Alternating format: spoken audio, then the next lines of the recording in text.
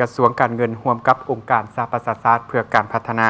และรัฐบาลนิวซีแลนด์ได้จัดกองประชุมคณะบริหารงานโครงการวางแผนและการเงินแห่งชาติเพื่อการพัฒนาแบบมีส่วนร่วมขึ้น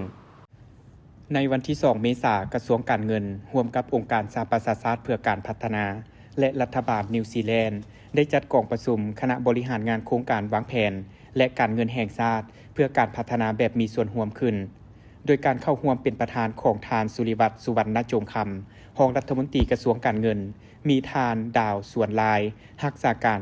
ต่างหน้าองค์การ UNDP ประจำลาวทานนางดาราอาแรม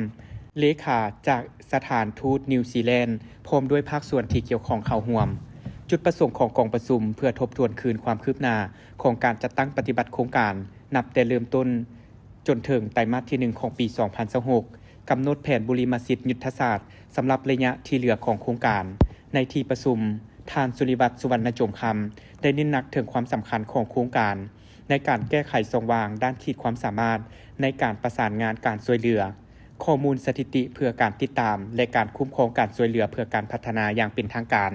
พร้อมกันนั้นท่านยังได้แสดงความขอบใจต่อรัฐบาลนิวซีแลนด์และองค์การ UNDP ที่ให้การสนับสนุนประเทศลาวอย่างต่อเนื่องโดยเฉพาะในการสร้างแผนพัฒนาเศรษฐกิจสังคมแห่งชาติ5ปี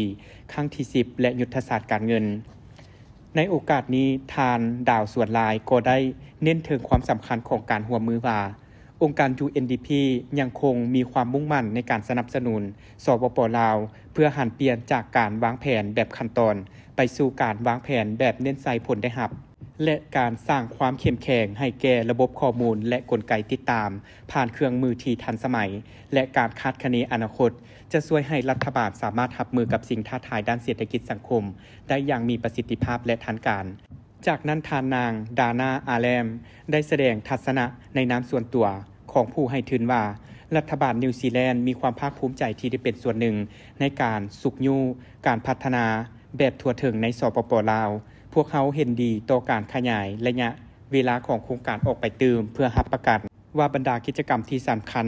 โดยเฉพาะเห็นดีต่อการขยายตัวในระยะเวลาของโครงการออกไปเพื่อรับประกันว่าบรรดากิจกรรมโดยเฉพาะการสร้างบุคลากรหุ้นใหม่และการปรับปรุงยุทธศาสตร์การเงินจะได้รับการจัดตั้งปฏิบัติอย่างเป็นรูปธรรมและสร้างผลประโยชน์ในระยะยาวให้แก่ประเทศชาติในตอนท้ายกองประชุมท่านประธานกองประชุมได้กล่าวมีความเห็นปิดโดยเน้นบรรดาภาคส่วนจัดตั้งปฏิบัติและคู่ร่วมงานประสานสมทบกันอย่างใกล้ชิดเพื่อกำหนดเวลาที่ชัดเจนสำหรับกิจกรรมที่ยังเหลือพร้อมทางให้ทุกภาคส่วนถือเอากิจกรรมเหล่านี้เป็นเวียกงานหลักของแขนงการตนจัดตั้งปฏิบัติเวียกงานดังกล่าวให้มีประสิทธิผลและรับประกันผลสำเร็จที่มีคุณภาพและยืนยง